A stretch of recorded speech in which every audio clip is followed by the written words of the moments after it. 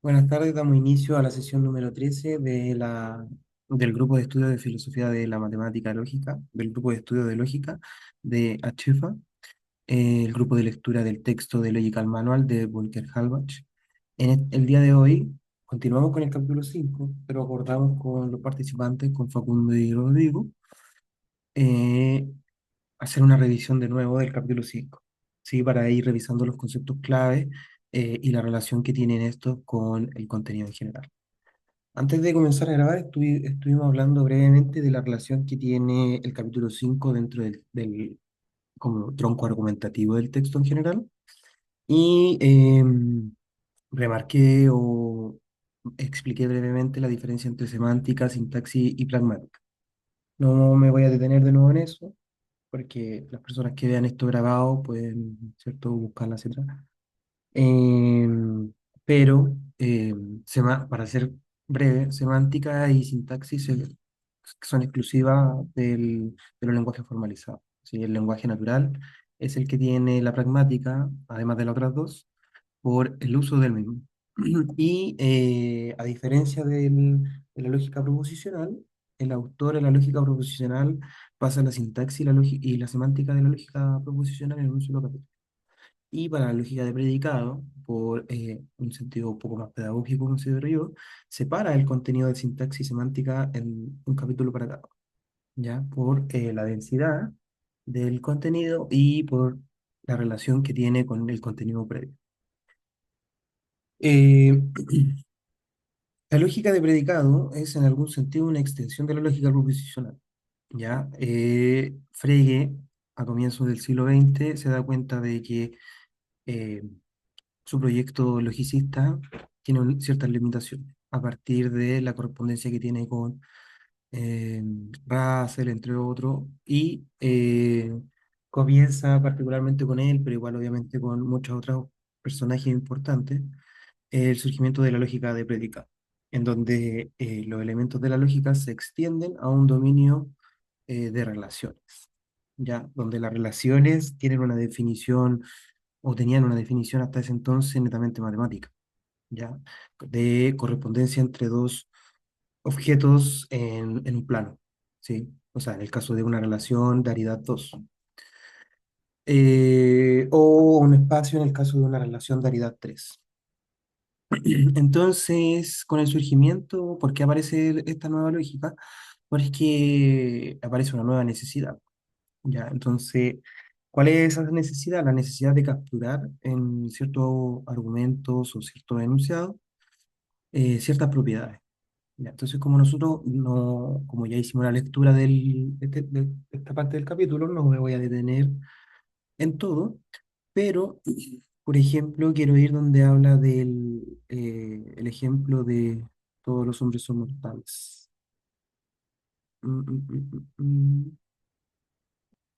No, creo que eso era del capítulo 4. Pero entonces lo menciono brevemente. Por ejemplo, en el caso del argumento de todos los hombres son mortales, Sócrates es un hombre, Sócrates es mortal. Si uno quiere formalizar ese argumento en la lógica proposicional, no queda más que hacerlo con P, Q y R, ¿ya? O sea, es decir, P y Q, por lo tanto R. ¿Cuál es el problema ahí? ¿O cuál es la limitancia y cuál es la necesidad que surge? Que no hay nada que indique en ese argumento que R se desprende de P y Q. Si no hay nada en la semántica de eso que me diga, R es una R es una consecuencia necesaria de esta premisa. Con eso se entiende, ¿cierto? Sí, Sí, ¿no? sí, se entiende. Ya, entonces a partir de esa necesidad de tener que capturar esa como, por así decirlo, esencia de esa estructura argumental, ¿sí? De lo que sería en el lenguaje silogístico aristotélico, la premisa mayor, ¿cierto? La premisa menor, ahí hay una diferencia conceptual entre qué me está diciendo cada enunciado en el lenguaje natural, en su semántica del lenguaje natural, aparecen los cuantificadores. O sea, los cuantificadores, si el para todo y el existe, capturan este concepto de un elemento que pertenece a un conjunto. Entonces, Eh, entonces, a partir de esta necesidad surge esta herramienta, considerando a la lógica y todo lo que proporciona como una herramienta del conocimiento, ¿cierto? Produce esta herramienta que tiene un poder ampliativo, más general, de lo que ya veníamos haciendo con la lógica proposicional, que nos permitía deducir validez, verdad de enunciado y argumentos respectivamente. O al revés, lo dije por acá. Pero entonces la lógica de predicado en muchos sentidos es una generalidad. Entonces, todas las definiciones que nosotros vimos previamente de la semántica de la lógica proposicional se extienden para la lógica de predicado. Ejemplos de ellos son variable, constante, cuantificador, o sea, perdón, conectivo, eh, enunciado, etcétera.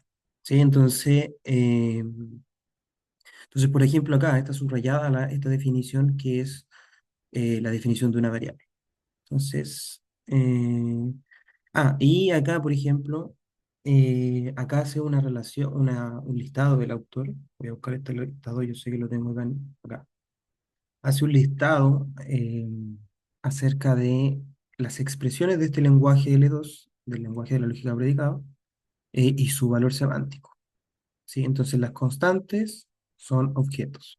Y recordemos que las constantes están definidas o están reservadas para las letras minúsculas y las primeras letras del alfabeto castellano. Las letras de sentencia tienen valores de verdad, es decir, valores verdaderos y falsos en este caso. Las letras predicativas unarias, ¿sí? Hacen referencia a un conjunto, ¿sí? Como dije anteriormente, o a una relación unaria. Y las letras de predicado binario, es decir, de dos, hacen referencia a una relación binaria, ¿ya? Lo que es igual a un par ordenado.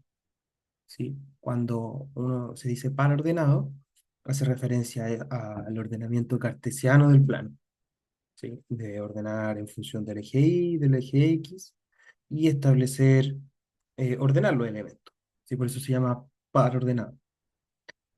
Eh, y así sucesivamente con las letras predicativas de distinta aridad superior. ¿Ya? Entonces, ¿qué es aridad? Aridad hace referencia a, eh, por así decirlo en algún sentido, el grado del tipo de relación del predicado. Entonces, por ejemplo, hay enunciados que necesitan solo un objeto, ¿sí? Hay relaciones que necesitan dos objetos, otras relaciones que necesitan tres, y así sucesivamente. Eh, esa idea, ¿sí? Esta idea de predicado, yo, eh, cuando me preguntan cómo entenderla, porque aquí es esto es bien abstracto. Si uno le explica esto a cualquier persona que no tenga una desconexión con la lógica, claro, se ve algo muy formalizado. Pero al final, como lo intento explicar yo cuando alguien me lo pregunta, es con la estructura que nosotros aprendemos desde pequeño en el colegio de oraciones. A nosotros nos enseñan desde pequeñito a ir analizando la oración en función, por ejemplo, de su verbo. Entonces entramos en el verbo, ¿sí? Hay verbos que exigen un sujeto solamente, algunos verbos que exigen sujeto predicado y algunos que exigen sujeto predicado y un complemento. ¿Sí? Entonces, o por ejemplo, dependiendo del idioma del hablante, están los casos gramaticales. ¿Sí? No es lo mismo el caso nominativo, acusativo, genitivo, dativo, ¿ya? Que tiene una palabra. Entonces, no sé si hay preguntas con esto, de qué significa que está acá, porque este orden que se está haciendo es como un listado de las expresiones de este lenguaje que se está presentando, que es el lenguaje de la lógica aplicada, ¿no? Sí, se entiende. Ya, solo recalcar que las constantes se dejan reservadas para las primeras letras del abecedario, ¿sí? Entonces, cuando después, ¿por qué digo esto? Porque para no confundir las constantes después con las variables libres. Porque las variables libres son aquellas variables que están presentes en un predicado, pero que después que no están cuantificadas. Mientras que una constante puede estar dentro de una relación y no está asignada a un cuantificador porque no lo necesita. Eh, No, ya, gracias. Em, la definición 5.1. Sí, entonces esta es como la primera definición del capítulo, ya, porque sí, a pesar de que hay una definición previa, sí, la que tenía, no, no la tengo marcada, pero es donde están las cursivas, acá, claro. Aquí habla de eh, la definición de estructura, y de ahí se desprende esta definición ya estructurada. Y es la definición misma de estructura L2. Una estructura L2 es un par ordenado de D, I, donde D es un conjunto no vacío y o EI, ¿cierto? Y es una función definida sobre el conjunto de todas las constantes, letras proposicionales y letras predicativas, tal que el valor de cada constante sea un elemento de D, el valor de cada letra proposicional sea un valor de verdad, verdadero o falso, recuerden que eso está en una tabla ahí, y el valor de cada letra predicativa de aridad n sea una relación en área o de aridad n. Entonces, esta definición de estructura, ¿sí? Esta definición de estructura es una definición de estructura L2, es la definición que se da prácticamente como metalógicamente acerca de lo que es la lógica, ¿sí? Frente a la pregunta filosófica de qué es la lógica, y aquí me estoy dejando de hablar de lógica para hablar de filosofía de la lógica, ¿sí? Para que se note como la diferencia. Eh, pero que es importante notarlo, que si uno va, por ejemplo, al texto de Filosofía de la Lógica de Susan Hack, cuando explica de por qué hay varias lógicas y por qué defiende el pluralismo lógico, etcétera, la definición de lógica es un lenguaje y una semántica, ¿sí? Entonces aquí, claro, te da el conjunto no vacío eh, de los elementos del lenguaje y las funciones de la semántica. Entonces, yo los invito, si es que tienen tiempo, revisen este texto de Filosofía de las Lógicas. El texto está originalmente en inglés, de Susan Hack, y ahí ella, cuando hace esta definición de lo que es la lógica como tal, o dónde podemos, para una definición que aguante el pluralismo lógico, ella define la lógica con algo muy parecido como esto. ¿Ya? Entonces, hacer notar ese comentario como filosófico más que lógico. Eh, sí, Ariel, entonces, dime, Rodrigo. ese texto lo puedes compartir, Sí, sí, de hecho por favor. la traducción que está en español es súper buena. Es de la UNAM, la Universidad Nacional Autónoma de México, y le tienen una traducción bien buena, mira, se llama Filosofía de las Lógicas. Y de hecho creo que está libre, po. A ver, está como así, como en Susan Hack. Sí, está aquí en Archive, ¿viste? Entonces es un texto que Ah, bueno, está liberado, no ni ya, siquiera lo está pirateando, vale, vale. ¿cachai? Sí, este texto es bien en 3D, es bien recomendable, de hecho está, por ejemplo, ahí ven ustedes, parte con esto que les decía yo de filosofía de las lógicas, entre comillas, porque es una discusión de la academia, si acaso podemos hablar de las lógicas o de la lógica. Eh, y repasa varios elementos de lo que nosotros estamos hablando acá, pero siempre de un punto de vista filosófico, no lógico técnico, a pesar de que habla lo suficiente de lo que merita. Entonces, eso yo lo recomiendo, sí. La primera de estos capítulos, los primeros 3 capítulos, sirven para lo que nosotros estamos viendo, y ya después se escapa porque habla más de lo que es la teoría de verdad, de otras lógicas, etc. Ya, el Facundo lo leyó, sí, es la exposición de la lógica modal también aquí se trata, ¿cierto? Entonces, si quieren después, no hay problema, podemos revisar algunos capítulos. De hecho, después de cuando veamos el siguiente capítulo, que es deducción natural, si no me equivoco, podemos ver cómo Susan Hack aborda ese tema acá, también como un metacriterio para determinar qué es lógica y qué no. Son esos criterios como que se tienen que diluir o para ser más precisos, como difuminar para lograr abarcar o poder sostener un pluralismo lógico. Así que eso, como esta traducción es de Amador Antón, estoy casi seguro que es de la UNAM, no me quiero equivocar, ¿ah? Pero ahora a lo que lo veo, no, probablemente no sea de la UNAM, porque dice aquí de Madrid. Entonces, espero no haberme equivocado, espero que exista una traducción de la UNAM, pero la traducción de este texto al español es bastante buena, ¿ya? Que el texto es originalmente en inglés. Así que eso.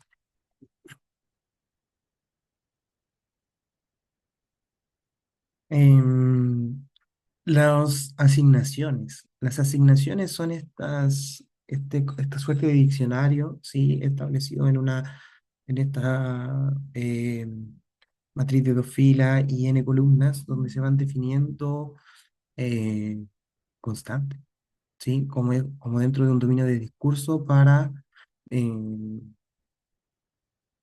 para hablar de ciertas cosas, para establecer relación. ¿Ya?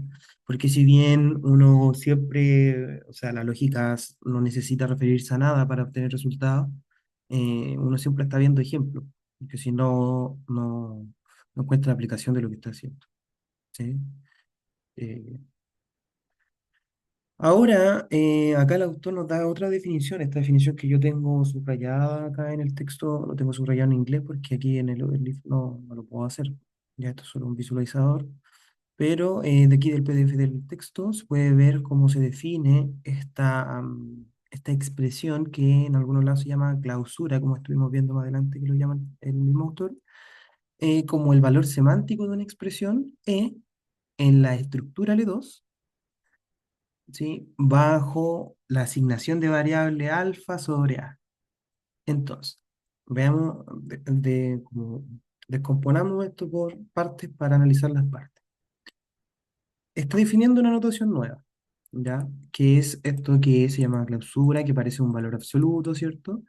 Lo que está dentro nos dice que es una expresión, por lo tanto puede ser una fórmula, una fórmula con conector, con conectiva, una fórmula compleja, etcétera. Tiene un superíndice, que es alfa, una letra griega, y un superíndice y un índice, y el A, ¿sí? Que el A hace referencia a una letra mayúscula, esta letra que también es como, no se llama, no recuerdo cómo se llama esa tipografía. Entonces, ¿qué? A sería en este caso, ¿sí?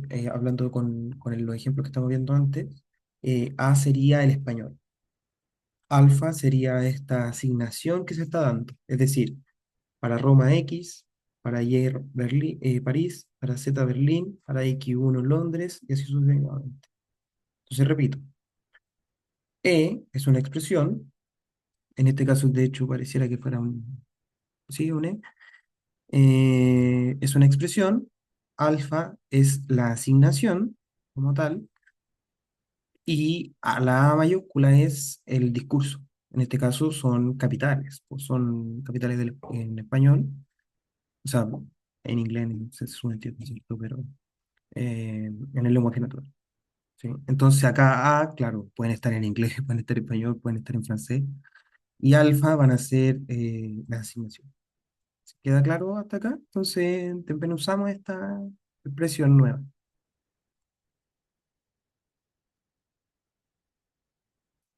¿Sí? Es importante que quede claro esto porque esta nueva expresión, esta clausura de una expresión bajo una asignación A de variable alfa, va a ser recurrente hacia adelante. Entonces, ¿qué expresión puede ser E? Bueno, aquí nos las dice el autor. Acá nos da un listado. Para una constante, T, ¿sí? Para una variable, para una letra, ¿sí? para toda letra proposicional. Para toda letra predicativa, es decir, ya acá está hablando de enunciados que establecen una relación, ¿sí? Para predicados unarios, binarios, idealidad 3, ¿sí? Y así sucesivamente con aridad n. Entonces, ¿qué es lo que nos dice esto? Si esto después se va a establecer con, y por eso aquí termina el capítulo, porque hace el enganche con la verdad. Entonces, si la verdad es un criterio que nosotros conocemos ya analíticamente, ¿sí? Desde la lógica proposicional, la verdad es un criterio que yo puedo evaluar como si fuera una función, ¿sí? En algunas notaciones se utiliza esto, en algunas notaciones se utiliza una función sigma, usted puede utilizar la notación que quiera, pero hace referencia como a un criterio donde yo evalúo el valor de verdad de algo. Entonces, como una función. Yo meto algo y me devuelve otra cosa. Meto un enunciado y me devuelve un uno si es verdad, un cero si es falso. O una F, o una B, V, perdón. Y así sucesivamente. Entonces, es importante esta definición. Es importante esta definición porque generaliza lo que nosotros ya conocíamos, ¿sí? Acerca el valor semántico de las expresiones del lenguaje formalizado. Entonces ahora la función, ¿sí? Y hay que recalcar acá la palabra función, ¿sí? Que es en el sentido literal de la palabra, es decir, en el sentido matemático. Recuerda que una función es una relación, pero no toda relación es una función. Entonces aquí la función tiene esa carga, ¿sí? O sea, por decirlo de alguna forma, tiene esa carga en la palabra de venir del contexto ya de eh, las matemáticas, ¿cierto? De las ciencias formales. La función clausura esto, asigna valores semánticos a todas las variables, constantes, letra proposicional y letra predicativa. En esta sección, la clausura se extenderá también a las fórmulas complejas, es decir, aquellas que no son simplemente letras proposicionales. Es decir, prácticamente, ¿cuál es el dominio de esta función? Prácticamente todos los objetos de la lógica de predicado. ¿Sí? ¿Y qué hace esta función? Asigna valores semánticos, es decir, el significado de estos, de estas objetos que están en este dominio. Entonces, por ejemplo, si tú tienes un predicado, y tú metes un predicado, sí te va a entregar una, un valor de verdad. Entonces acá lo dice el autor, dice cualquier fórmula del lenguaje L2 es verdadera o falsa en una estructura L2, bajo una asignación de variable alfa sobre dicha estructura. ¿Sí? Así, para cualquier fórmula phi se tiene que, si nosotros la evaluamos en esta función que hemos definido, tenemos dos opciones, ¿sí? Y esto es, claro, la definición que eh, ya se maneja en lógica desde Aristóteles, ¿cierto? Eh, del principio del tercer empleo, ¿sí? Y si yo evalúo la veracidad de un enunciado, tengo dos opciones, verdadero o falso, no hay otra opción. Y esto hace referencia a un criterio metalógico de cómo clasificar esta lógica, porque es una lógica bivalente, es decir, de solo dos valores de verdad. Ya, si quieren profundizar más en eso, también pueden ir al capítulo de Susan Hack acerca de verdad, que se llama tal cual como está el subcapítulo de este libro, pero ahí van a tener una mirada acerca de una autora que está defendiendo el pluralismo lógico. Por lo tanto, va a ver qué pasa con otras lógicas. ¿Sí? O cómo cambia esta definición en otra lógica. Así que eso, pues acá se define, en este subcapítulo se define los valores de verdad acerca con esta nueva función que se define, ¿sí? Que generaliza la que ya habíamos visto en la lógica de predicado.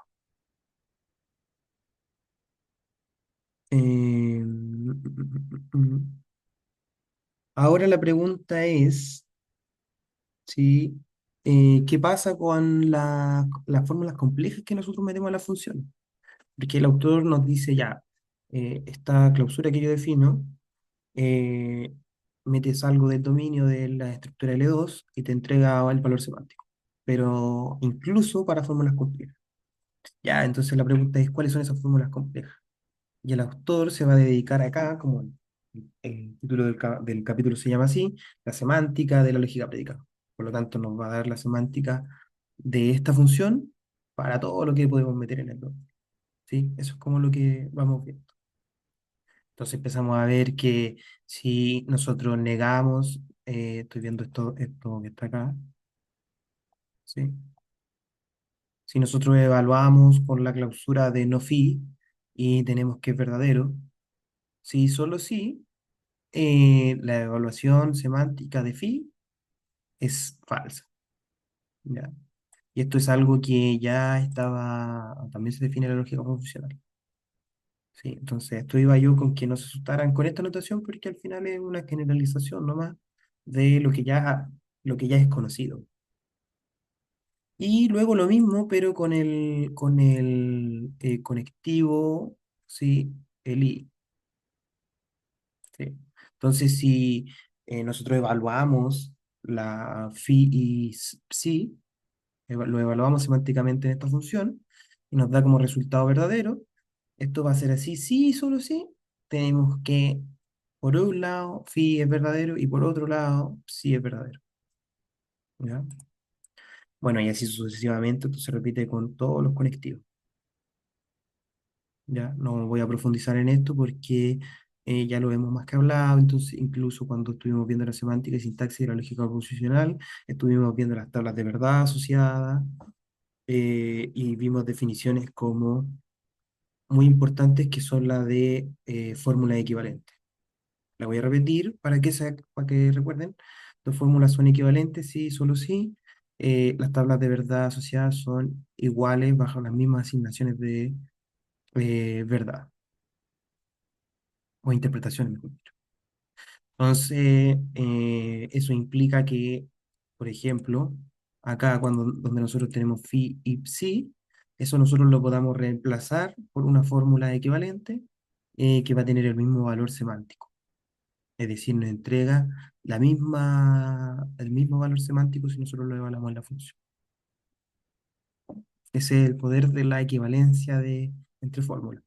Si tengo dos fórmulas equivalentes, da lo mismo con cuál de las dos yo manipule, si utilice los artificios que me brinda la lógica, el resultado es el mismo. Entonces, ¿qué implica esto? Que es mucho más fácil trabajar con y negaciones y que estar trabajando con condicionales y bicondicionales.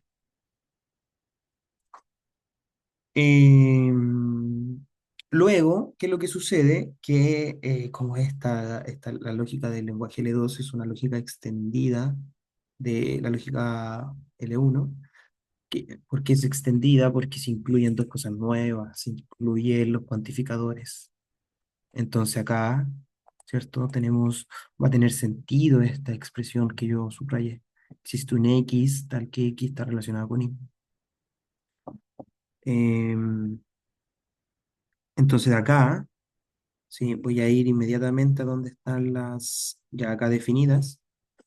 Acá tenemos el listado y pasamos a la siguiente definición, por la definición 2 de este capítulo de satisfacción. Fíjense los nombres. La primera definición, voy a devolverme para verla. La primera definición está en la sección 1.1 y se llama estructura. Entonces nos está definiendo la estructura, la lógica en la que estamos trabajando. Ya procedimos y aclaramos esta definición y todo lo que implica. Pasamos a definir lo siguiente, que es satisfacción dentro de esta estructura. ¿Sí? Entonces, acá está. Entonces, nosotros asumiendo, sí, que A es una estructura de L2 y alfa es una asignación de variables sobre A, phi y psi son fórmulas del lenguaje L2 y V es una variable. Para una fórmula phi se cumple que eh, la clausura de phi es igual a verdadero o es falso. Por lo que habíamos dicho delante, que esto es un principio que respeta el principio del tercero excluido. Las fórmulas que son letras oracionales reciben los siguientes valores semánticos.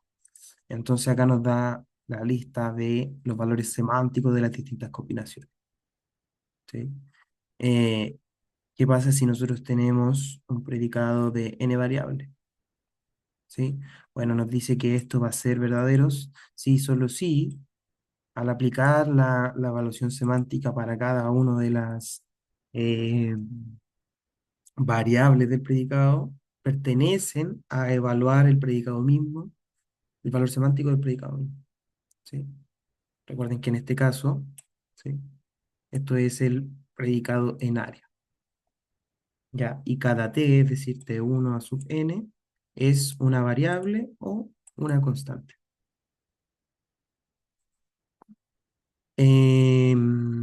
Lo importante acá es de recalcar es que se incluyen estas dos. Se incluye la de la lógica, perdón, la del cuantificador existencial y la del cuantificador universal.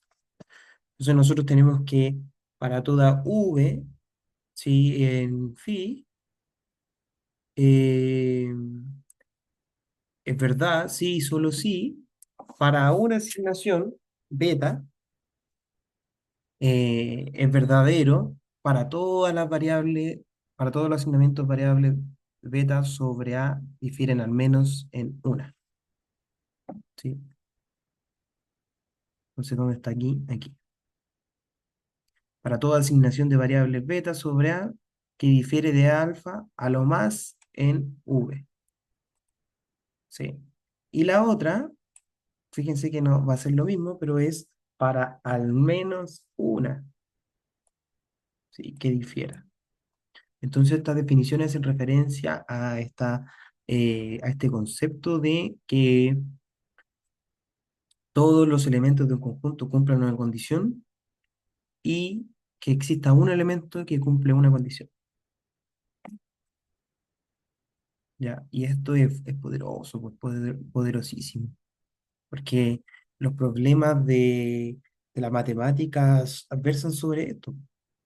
Entonces, estas definiciones que se están dando acá implica que si tú tienes un enunciado universal acerca eh, de, de objetos de la matemática o de predicado, de objetos de la matemática y un predicado que lo relaciona, entonces tú, si tú quieres demostrar eso, pues entonces puedes demostrar algo que está acá. ¿Sí? Entonces, si demuéstralo, tienes que demostrarlo de acá para llegar acá y lo de acá para llegar acá. Entonces, es poderoso, po, porque nosotros después llenamos de contenido a estas funciones predicativas, de enunciados de la matemática, por ejemplo, o de algo formal.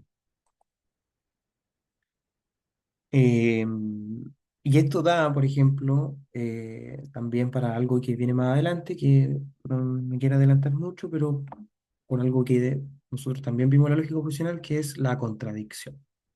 Entonces, la contradicción también se extiende. Entonces, también si nosotros queremos contradecir un predicado que involucre un cuantificador universal, lo que nosotros tenemos que hacer es encontrar al menos uno que no cumple esa condición.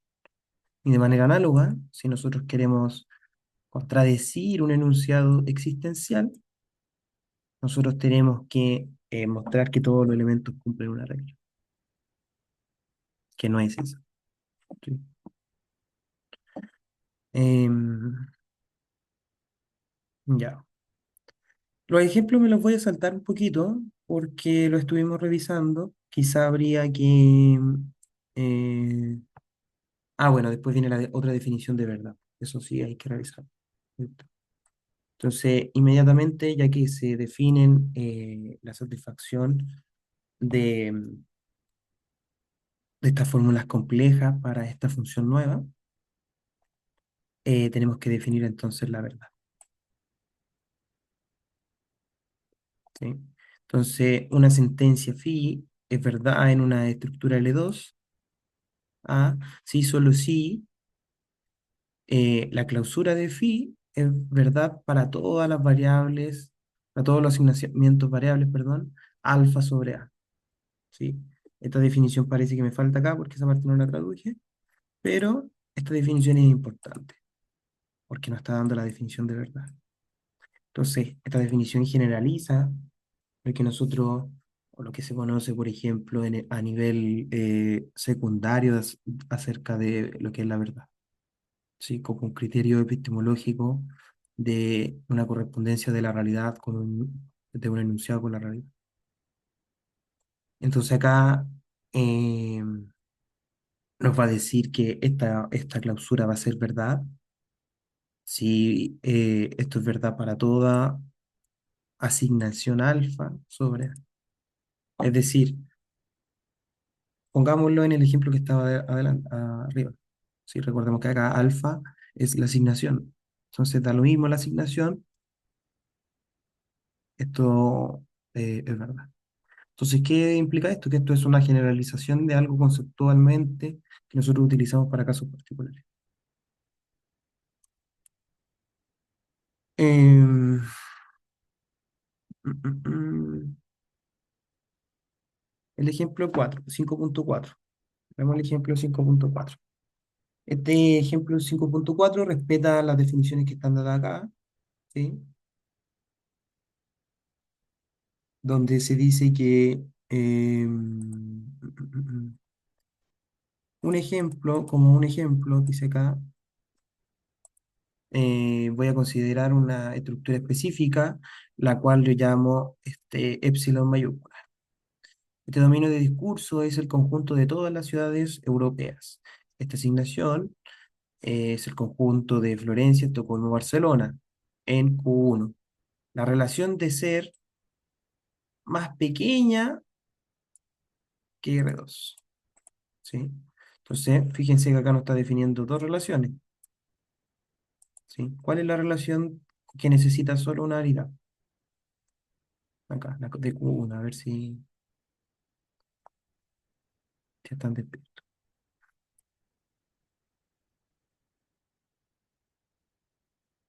La de aridad 1 es ser una ciudad europea, ¿sí? Porque solo necesito un sujeto. Mientras que la relación ser más pequeña que es de aridad 2 porque requiere dos objetos, ¿sí? Tengo que comparar una con otra, ¿ya? Entonces, eh, se definen estos. Se define el valor semántico del predicado como, por así decirlo, el enunciado de los elementos que satisfacen esa condición y son el conjunto de dominio del discurso. Florencia, Estocolmo, Barcelona. ¿Sí? Y si nosotros queremos evaluar el valor semántico de la relación R2, ¿sí? Son los pares ordenados. ¿Cómo se lee esto? Esto se lee como matemáticamente dice. Son los pares ordenados de coma E, tal que D es más pequeña que E. ¿Sí? Entonces, yo esto lo puedo ordenar. Puedo poner, ¿sí? En el plano las ciudades. Entonces, eh, sí, yo puedo definir acá como, recuerden que las primeras letras del abecedario están reservadas para constante, por lo tanto aquí el autor lo define así, de esta forma como que A es la primera, entonces A es Florencia y B es Londres. Mm, mm, mm, mm.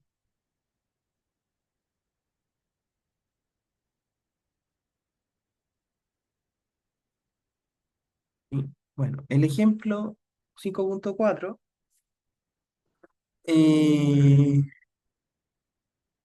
nos dice, creo que esto está mal traducido porque nos sigue la traducción, parece que no está bien hecha. Dice la oración R2 de A está relacionada con B, es verdadera en epsilon mayúscula. Entonces recuerden que epsilon mayúscula es esta estructura que ha definido acá el autor.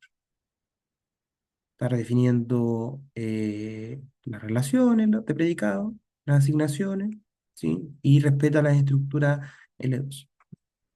Entonces, acá dice la sentencia R2 de A con B es verdad en epsilon. Entonces recuerden, ¿cuál es A? Florencia, ¿cuál es B? Londres. Prueba, dice. ¿Sí? Entonces sigue de la definición, sí, 5.2 y de los valores semánticos recién dados. La oración R2 es verdadera sí y solo sí. El par ordenado del valor semántico de A y el valor semántico de beta, como valor ordenado, pertenece a la extensión del valor semántico de la relación R2, de la letra predicativa binaria. Este es el caso porque el par ordenado, estoy leyendo lo que está acá, ¿sí? Es igual a Florencia, Londres. Y este par pertenece a la extensión R2, ¿sí? Entonces, ¿qué es lo que está haciendo acá? El autor está viendo, está evaluando un caso particular de una definición que él dio antes. Sí, recuerden que él nos dijo que está utilizando esto, la uno de acá, está haciendo esto. En el ejemplo punto 5 o punto 4 está aplicando la uno, ¿sí? Porque nos dice, ¿qué es lo que está haciendo? Está evaluando eh, el predicado R2 de A con B. Por lo tanto, está viendo acá, pero donde en vez de T1 a Tn, solo tenemos dos. T1 sería A, T2 sería B. En vez de phi tenemos R2. Entonces esto va a ser verdad, sí, solo sí. El par ordenado, como en vez de nosotros no tenemos n, tenemos solo dos, tenemos que evaluar A y tenemos que evaluar B. Tenemos que evaluar que pertenezcan. Si pertenecen, estamos bien. Luego tenemos, deberíamos, para ser más estricto, deberíamos suponer que pertenecen y llegar a lo de acá. ¿Sí? ¿Se entiende, no? No sé si queda claro el ejemplo o cuál es la idea del ejemplo de incluir.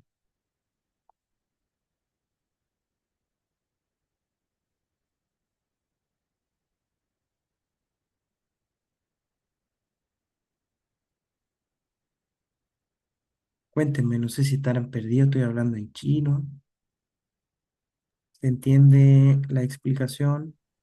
Eh, yo tengo más dudas. Planteen las dudas, Rodrigo. Si esto no, la idea es que sea una lectura conjunta, yo no pretendo hacer una clase. Ya, lo que pasa es que me perdí, es que como que uno se pierde en algo y después llega muy lejos. Entonces ya, lo que pasa es que todo bien hasta la definición de satisfacción, ahí me perdí. Ya. La primera, entonces pregunta, ¿la primera definición quedó clara? La primera Sí, definición es acerca de la estructura. Ah, ya. sí, Entonces, una vez, todo lo que sigue entre definición y definición es las consecuencias de la definición uno. La definición 2 incluye aplicar esta función que es la clausura, pero para todos los objetos que tienen valores semánticos en la estructura L2. Por ya. eso son 8, porque son estas fórmulas, ¿sí? Las fórmulas generales, toda fórmula compleja del lenguaje L2 sigue al menos una de estas estructuras. Por lo Ujú. tanto, Ya, ya, sí, sí, sí, entiendo, sí. ¿sí? Vale, sí, Por lo tanto, si defino una función que me devuelve el valor semántico de una fórmula compleja, tengo que definir cuáles son los tipos de fórmula que están en ese dominio. ¿Me explico, no? ya, sí, Y eso es lo que hace la definición 2. Me ya, sí, define cuáles son los resultados de esta función al evaluarlo en los distintos tipos de fórmulas complejas que tiene este lenguaje. ya, ok. Pero mira, también me confundí en lo siguiente.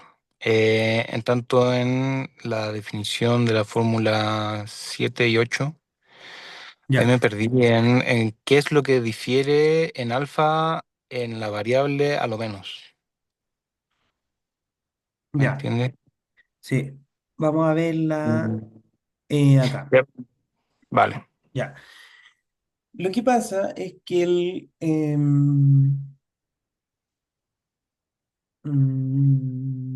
mira, quizá esto se puede entender con un dibujo. Lo que pasa es que las relaciones hacen referencia a propiedades de conjunto, ¿sí? No hay que verlos como, o al menos a mí se me hace fácil entenderlos como relaciones entre conjuntos. No sé si estás familiarizado con los diagramas de Venn, estos complementos, Sí, ujú, ¿sí? sí, sí, sí, Ya, sí. entonces hay que entender las relaciones, ¿sí? Estas relaciones de predicado como diagramas de Venn, po. Aquí se ve la pizarra, ¿o no? Sí, ¿Sí? sí, sí.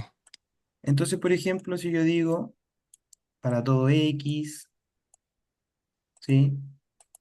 X pertenece a... No se ve tu pantalla. Ah, Espérate. O sea, ya, hay una pizarra, pero no se ve qué estás haciendo. no. Ah, es porque algo de la... A ver, ya ahí, ahí, Mm, no, no se ve. no, qué raro. Es como que es como que cada uno pudiera hacer Algo algo. en la pizarra. Ah, ya, bueno. Sí, pero no veo lo que tú estás haciendo. Ah, ya. Bueno, pero, a ver, déjame intentarlo de nuevo, porque esto ya lo he hecho, pues sí, tiene que poder saber.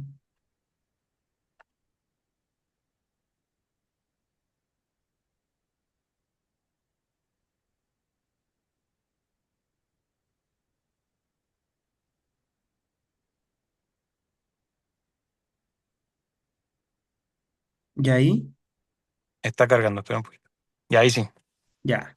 Entonces, por ejemplo, si tú tienes, uy, perdón, para todo X, X pertenece, por ejemplo, a los naturales.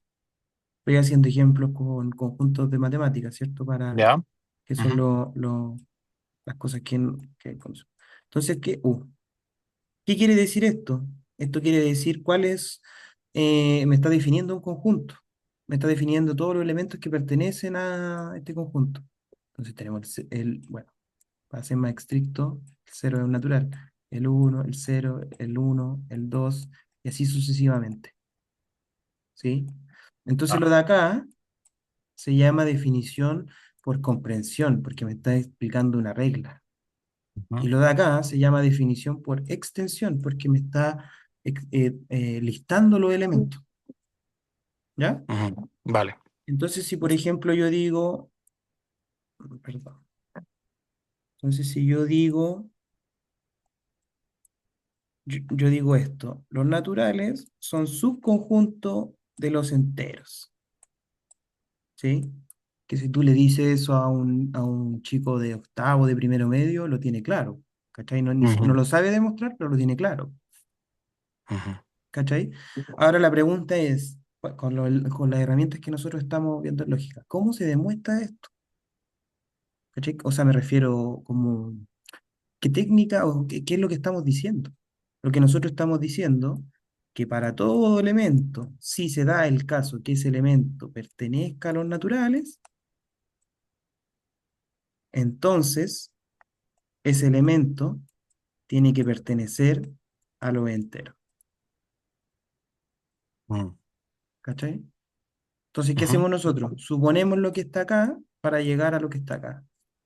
Como lo tenemos que hacer para n, y aquí ya es algo llama matemático, se hace por inducción, porque lo hace para n. Ahora, ¿qué es lo que pasa? ¿Por qué te digo que lo veas como un diagrama de Venn? Acá este enunciado, me refiero por enunciado, ¿cuál es el enunciado acá? Este, porque es esto lo que hay que probar, si es un enunciado que puede ser verdadero o falso. ujú. ¿Me explico, no? ¿Sí? Sí. Ya. Entonces, como para probarlo, sí, y lo que este enunciado, lo que estoy haciendo es mostrar un para todo. ¿Cachai? Estás suponiendo que está ocurriendo lo de acá y tienes que llegar a lo de acá. Entonces, lo que te está diciendo este enunciado es una relación de conjunto. Está diciendo Ujú, esto. ¿Cachai? vale. Si esto no fuera verdad, ¿qué es lo que tú tienes que hacer? Tú tendrías que mostrar lo contrario. Es decir, que existe al menos uno que está en un conjunto, pero no en el otro. Tendría que mostrar que esto es así y que hay un elemento acá. Ya.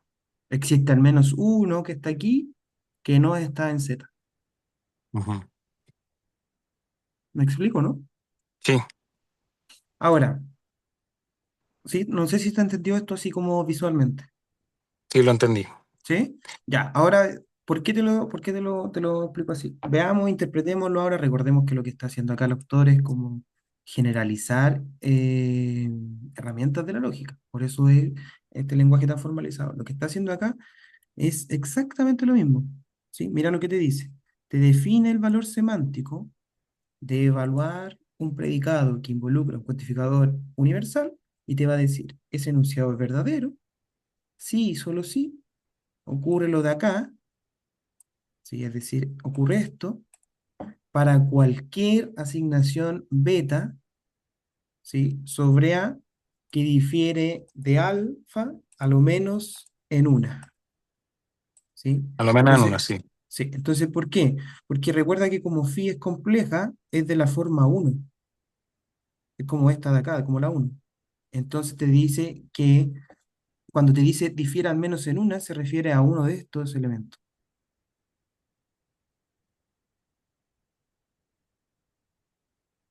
¿ya? Entonces, em, por el contrario, el existe, ¿sí? No implica, fíjate que acá esta es la clave, porque te dice for all. Mm. Por eso este cuantificador se llama así prácticamente en LaTeX, tal cual, for all. Ahí está, mira. ¿Sí? Ahí está en LaTeX. Hoy se me perdió, pero lo vi por ahí que estaba en texto, for all. Entonces, y acá en inglés es al menos uno. ¿Sí? Claro.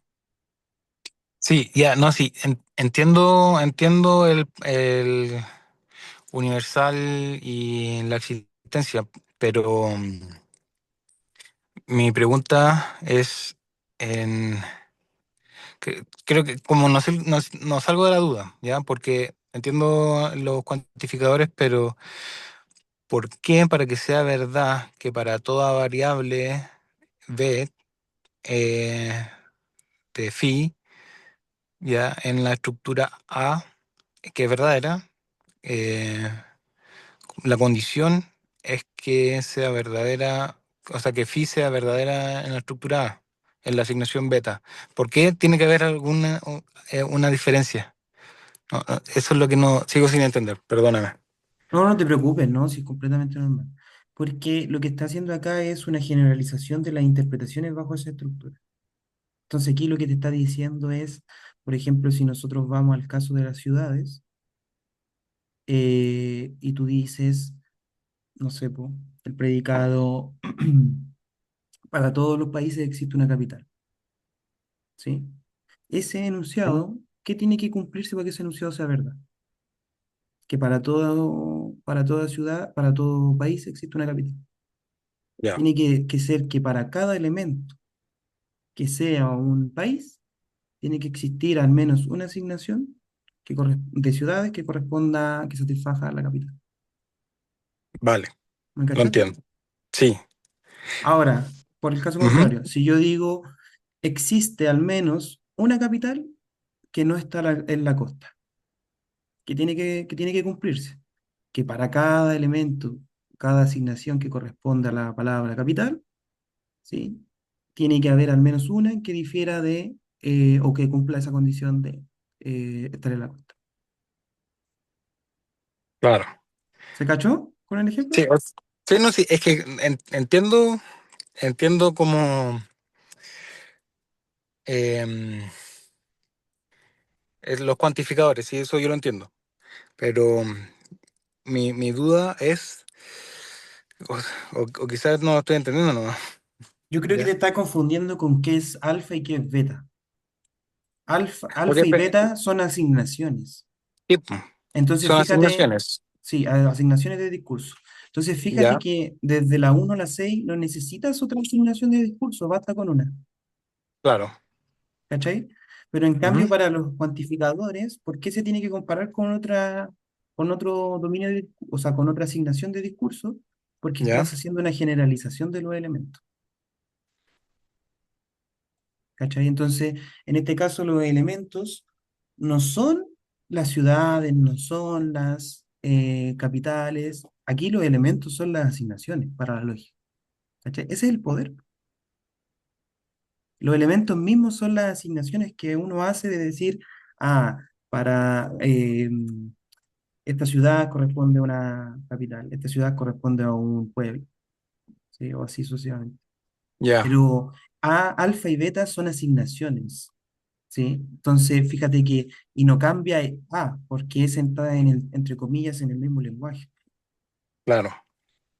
Dale una vuelta, tranquilo, si no te abrumes, si esto es, lo único que quédate con esto es que esto es una generalización de ese concepto que tú tienes claro, que es lo que vimos visualmente con el diagrama de Venn, ¿sí? Ya, tengo que, sí, sí, sí, dale, Y por dale último, nomás. después dale una vuelta, pues dale una vuelta y veis cómo quizás yo también no estoy entendiendo qué es lo que no estás entendiendo del... Sí, no, sí, o sea, para pasar al siguiente capítulo voy a tener que repasar esto. Sí, Sí, pues no, de sin todas duda, maneras. sin duda.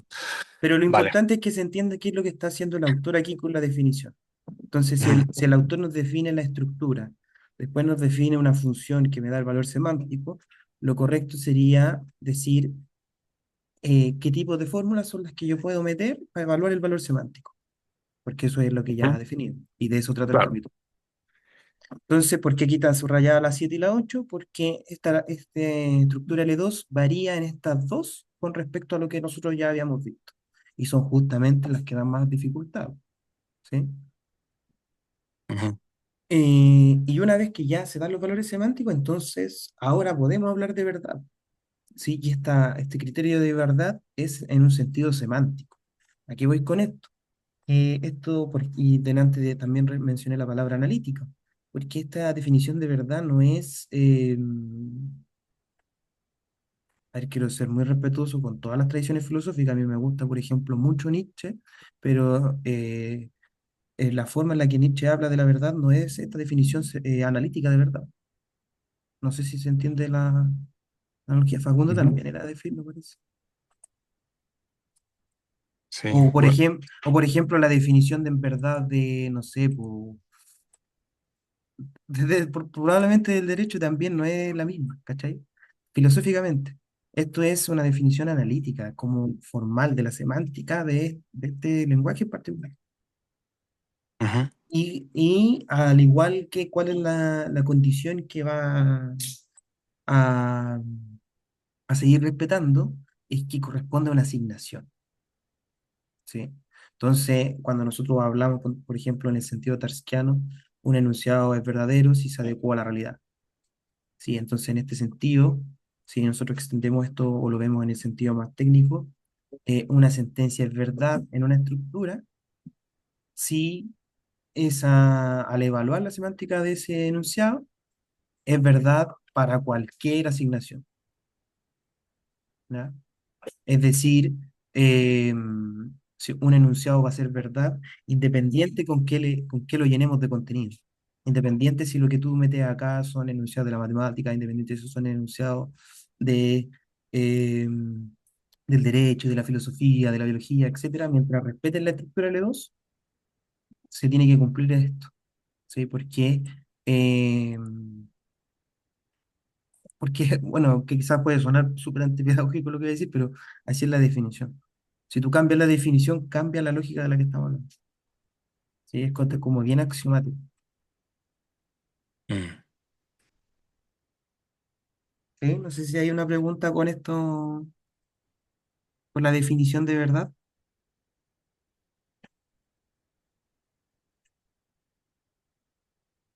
La definición de verdad acá, entonces, ¿qué implica?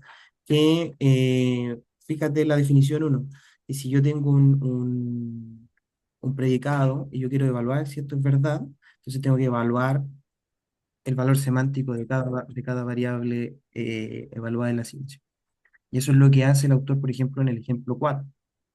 En el ejemplo 4 Él quiere probar que esta relación, sí, es verdad bajo epsilon mayúscula, ¿ya? Que epsilon mayúscula es, es una estructura L2 que está definida por todo esto que yo subrayé acá. Entonces, para probar que este enunciado es verdad, según la definición uno, ¿sí? Tengo que mostrar la verdad del enunciado por parte. Es decir, qué ocurre con el par ordenado del valor semántico de A, coma, valor semántico de B. Y el autor aquí muestra que este par, ¿sí? Pertenece a evaluar el valor semántico de la relación de predicado. Por lo tanto, el valor es verdad, ¿sí? Ahora, para ser estricto a lo que hace aquí el autor, le falta, ¿sí? Esto lo demuestra por completo. ¿Por qué? ¿Por qué? Porque la definición uno es un sí y solo sí. Eso implica que si tú quieres demostrar algo utilizando esta definición, tú tienes que suponer lo de la derecha y llegar a lo de la izquierda, y suponer lo de la izquierda y llegar a lo de la derecha. Y acá el autor hace solamente una cosa, en el ejemplo, que es suponer lo del... ¿qué es lo que supone aquí?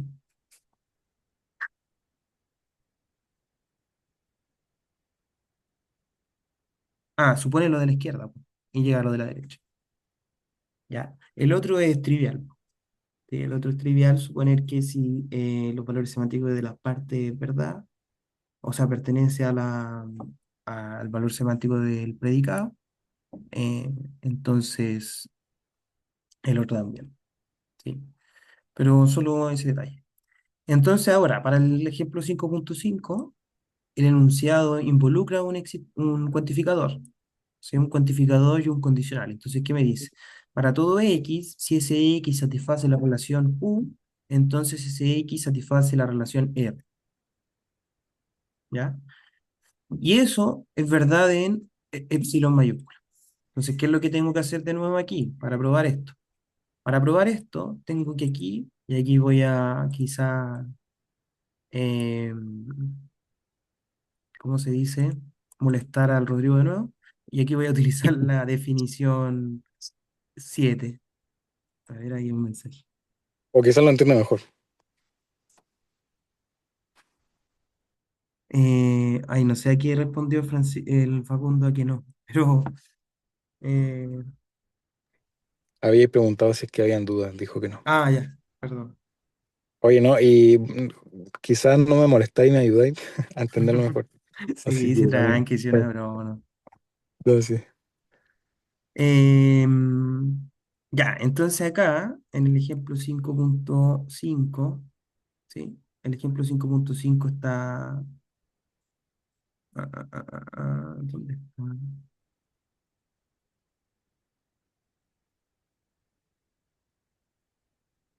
Parece que me salté esa traducción, porque está lo resumido, ¿no? Sí, sí, aquí hay harto que tengo que revisar. Como esto lo voy haciendo de a borrador, la traducción a pedazos, eh, ha resultado no muy ordenado.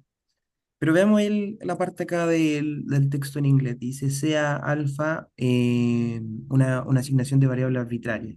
Yo distingo dos casos. El primer caso es que el valor semántico de X está en Q. Esto es que el valor semántico de X es Florencia, Estocolmo, Barcelona. Es decir, es una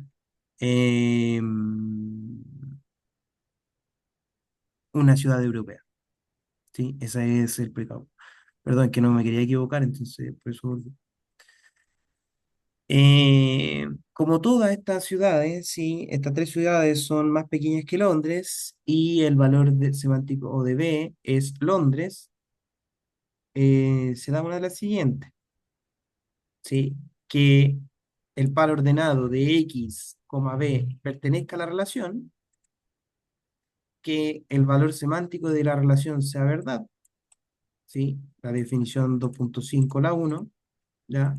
Acá el autor está recalcando, esto que hizo aquí fue el ejercicio anterior, ¿sí? Esto fue el ejercicio anterior. Y esto que corresponde al ejercicio de ahora. ¿ya? Por la definición 5.2 de la 5. A ver, ¿por qué la 5? Ah, claro, porque está está como partiendo por parte, está viendo el condicional, ¿sí? El segundo caso es que X no esté en Q1. Este es el caso que uno puede predecir como sigue. X no está en Q1, el valor semántico del predicado es falso, la definición, y por lo tanto el valor del predicado del condicional es verdadero. ¿Por qué? Porque si nosotros tenemos antecedente falso, el valor del condicional también es verdadero. ¿Ya? Entonces separó aquí en dos casos. ¿Sí? Este es el caso uno, este es el caso 2.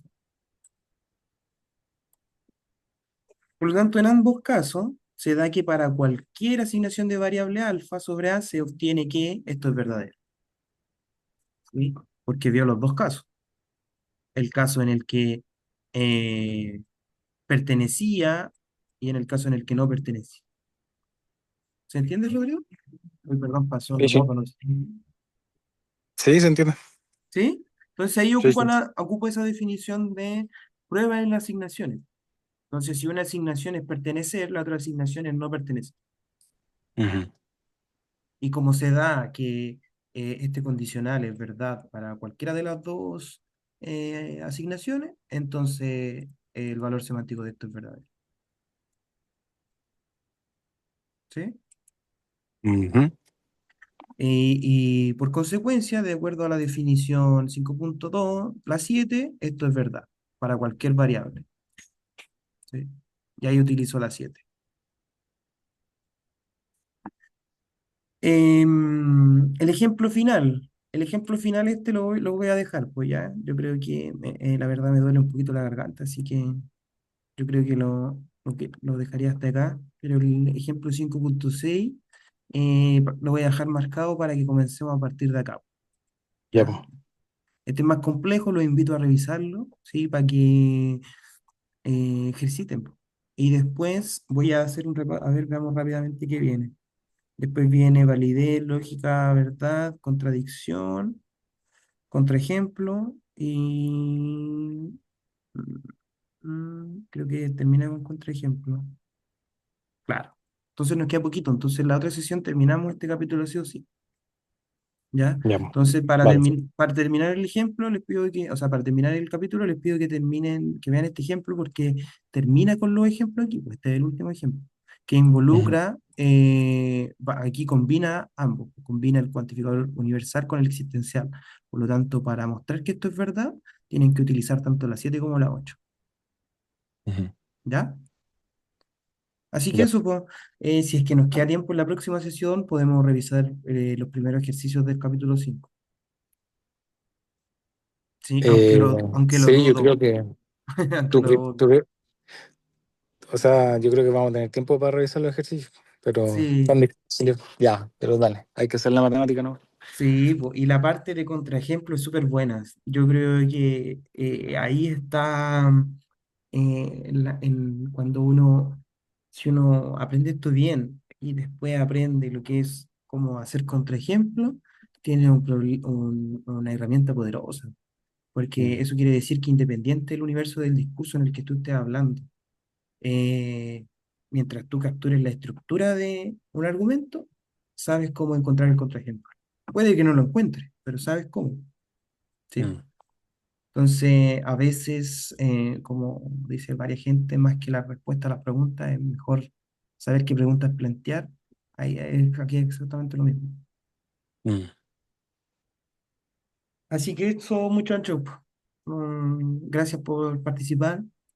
Se nota que los conceptos se van entendiendo, ¿sí? Gracias, Rodrigo, por la sinceridad, ¿sí? Veo que después entendiste el concepto igual, así que eso me hizo mucho. O sea, es que creo que ese detalle, pero lo demás lo entiendo. Ya, perfecto.